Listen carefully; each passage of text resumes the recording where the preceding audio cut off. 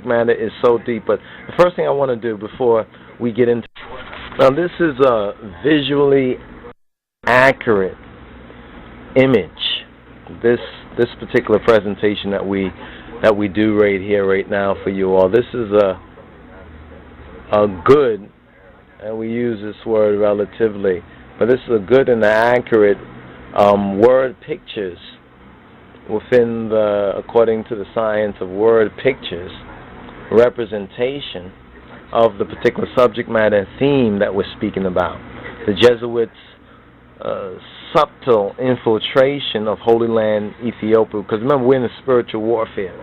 And this is a very, very important subject matter. This subject matter is so deep, but the first thing I want to do before we get into this particular subject matter here, to give some of, and this is especially for the sisters, I really would hope that the sisters and sisters who see this and can, hopefully I'm able to articulate this so that you'll be able to pick up on this message and to share this with your sisters as well.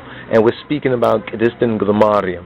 Now, in speaking about Kedistin Grammarium, it is important for us, and perhaps we need to bring up the picture of the true and the oldest known image of Kedistin Grammarium. And one of the oldest known images that we have is known as the Black Mary. And many of y'all may have this poster. I think some of y'all may have it. If you do have it, and you can find a way to either take a picture of it or to get a visual representation. The one that I'm talking about is the same picture, but the whole frame of the picture basically shows this is one of the oldest known pictures and representations of the Virgin Mary. An accurate picture when they talk about Saint Luke, Kedus Lucas, who many believe was a white Greek, but we're going to prove to you that Kedus Lucas, if anything, he was a Beta Israel, but one of those Judahites and descendant of the Judahites that was sold to the Grecians or the Grecians. And we find that in the book of Ewell or Joel. I think it's at chapter 3 in the book of Joel. So you can read that as a reference. But as the story goes, Kedus Lucas, or Luke, the apostle Luke, he had painted a picture, was said to have painted an accurate picture, you understand, of Kedistin Grammarium, or the Holy Maiden Mariam. Now we're not saying virgin for a point, even though in a lot of translations it's virgins, but this is why knowing our language, according to Zephaniah chapter 3 verse 9 and 10, and understanding that aspect of this covenant, of this agreement, you understand that new language. See, that new language, and also in the new covenant, in the New Testament, it speaks about the ability to speak that new language, and at the Pentecost, you understand, or the harvest, at the Pentecost, the harvest in the upper room, they spoke in each other's language, and so the gift of language and linguistics is very important. We can trace that from so-called Old Covenant, you understand, on the Belui Kidan, is ka Hadis or Hadis Kidan. You know what I'm saying? So that's very important to understand. So while we're mentioning the apostle,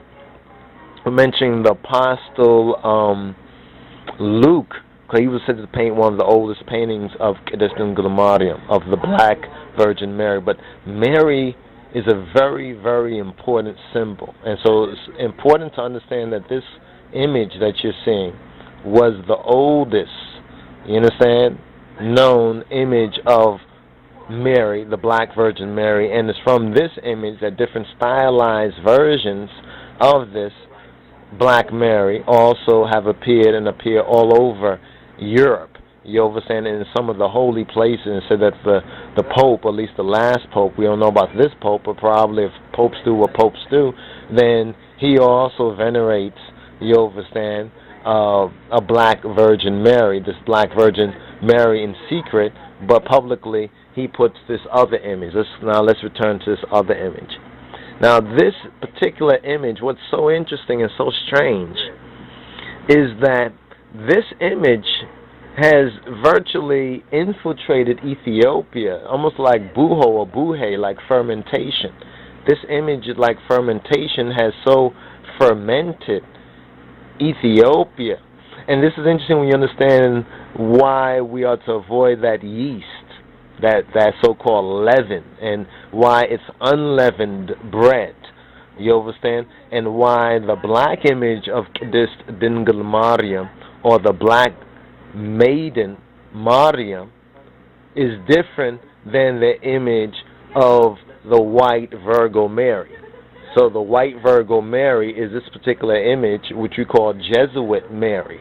It's Jesuit Mary because this is the chief image, one of the chief images that was venerated, you understand, by the Jesuit Roman Catholic mercenaries and priestical orders. This particular image and other images which are like this image, but this particular image, the history of this particular image, who painted it, when they painted it, this is said, some say to be Lucretia.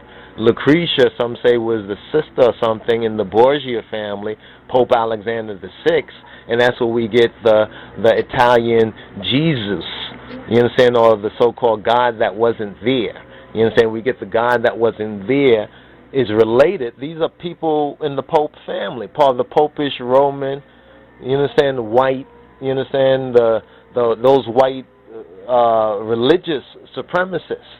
See, that's the Roman Catholic Church now, is the white religious supremacists. And this particular image now has so infiltrated Ethiopia since the time of the Jesuits, and we can actually go through the documentation and even show you that there was a campaign to infiltrate the church and to put the leaven or sow weeds.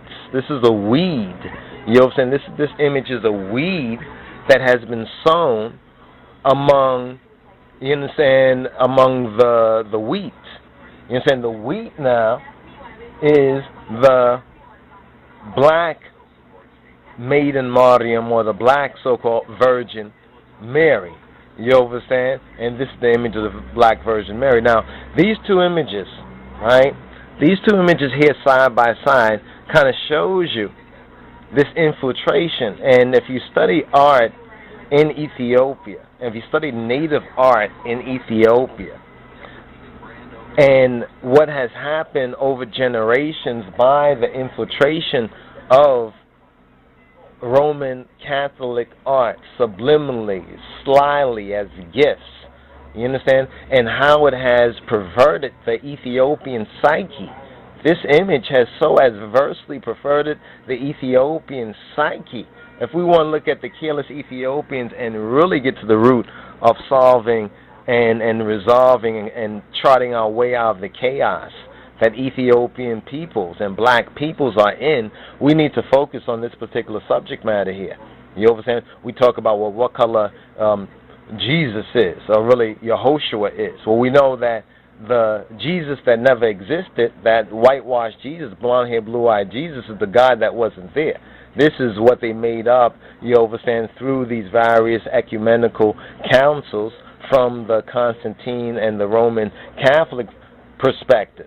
You understand, before the Council of Nicaea, the true Christian and Christianity, you understand, was African and was Ethiopian, was Ethiopic, was an Ethiopic Christianity, or Ethiopic, or a black Christ. And this has been proven, you understand, in many different ways based on some of the oldest art and facts, the artifacts that have been found and those that have been preserved to some extent, or the witness that of viewing these arts that have been documented in by various writers and various eyewitnesses. So we have to touch on this subject matter, but behind this, but you said you have to recognize what is behind this, because we're just dealing now with the visual image. The visual image does a lot. There's a whole lot of witchcraft. You understand? There's witchcraft, or, well, some can say it's bitchcraft, but there's witchcraft. There's a lot of witchcraft in this particular. You understand? All we're doing is pronouncing the W and witch as a German V. You understand? That's all we're doing. So we're saying witch. We're not trying to curse or nothing, cuss. You're saying witchcraft. There's witchcraft in this. This is like the dollar bill. Everybody's talking about the eye on the dollar bill. What we really need to do is figure this out. And an important key that provides us the access and the opportunity to figure this out and really understand what has gone on to black people, especially Ethiopians, how the fermentation of this leaven has really risen to its full proportion now when we see what's going on among Ethiopian society at home and abroad, is to turn to Dr. Frances Cress Welsing. Dr. Frances Cress Welsing and her book, The ISIS Papers.